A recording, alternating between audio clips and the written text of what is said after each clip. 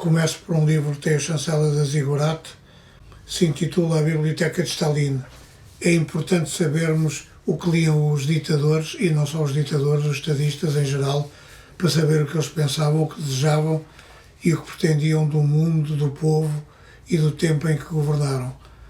Este livro, que é coordenado por um professor emérito da Universidade de Cork, na Irlanda, e é também um reputado historiador especializado no período soviético, conseguiu organizar, a partir da indicação das leituras de Stalin, o que foi a sua biblioteca e quais foram os livros que o marcaram ao longo da vida.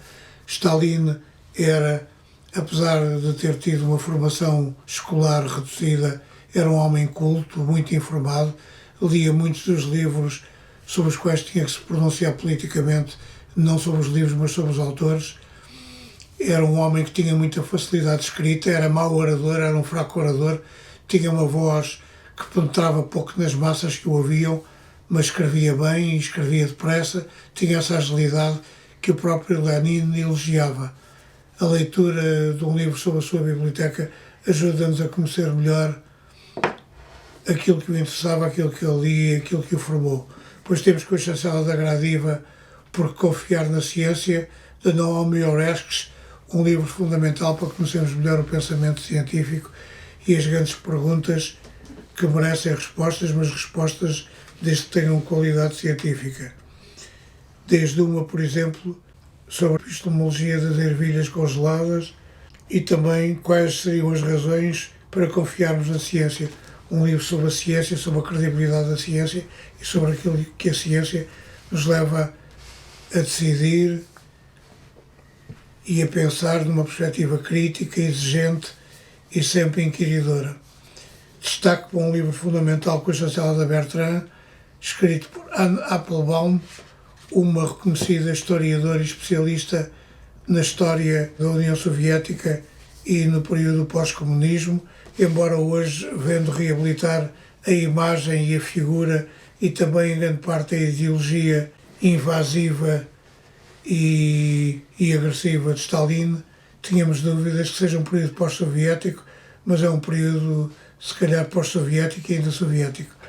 Anne Applebaum escreveu um livro intitulado A Cortina de Ferro, que fala da destruição da Europa de Leste entre 1944 e 1956. É um livro fundamental para compreendermos também o que se está a passar na Ucrânia de hoje e que levou a Rússia a invadi-la e a destruí-la. Outro destaque vai com a chancela da Quetzal para um livro de poemas de João Luís Barreto Guimarães, que acabou de receber o Prémio Pessoa de 2022. É um nome importante na produção poética portuguesa contemporânea, um autor que vale a pena ler e conhecer, porque a sua obra poética é uma obra de referência. Destaque ainda para uma reedição de um livro fundamental de Eduardo Lourenço, O Espelho Imaginário, também da Gradiva, sobre pintura, antipintura e não pintura, que mostra os domínios e os campos em que o conhecimento e a erudição deste homem excepcional e extraordinário, cujo centenário estamos a comemorar este ano, lhe permitiu escrever sobre pintura, antipintura e não pintura.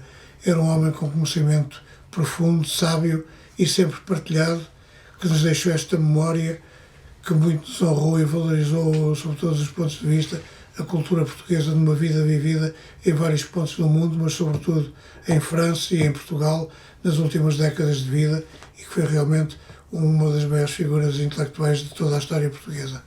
Destaque também ainda da Gradiva para um livro de Ulrich Michels, intitulado Atlas de Música, parte sistemática, parte histórica, desde os primórdios até ao Renascimento. Um livro fundamental para quem ama a música e quer conhecer melhor este mundo. Tem neste livro um suporte fundamental e, sobretudo, um elemento estimulante para outras leituras e outras descobertas. Reedição de um livro essencial de Carl Sagan. Carl Sagan foi dos cientistas que mais e melhor nos ajudaram a conhecer o universo, as suas perguntas e as respostas que essas perguntas merecem ter. Os Dragões do Éden é um livro fundamental para conhecermos melhor o pensamento de Sagan e também o universo de que fazemos parte e que quase diariamente nos desafia.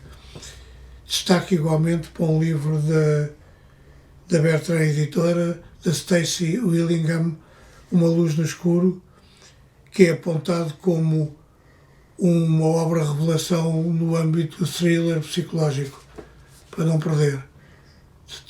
Stacey Willingham.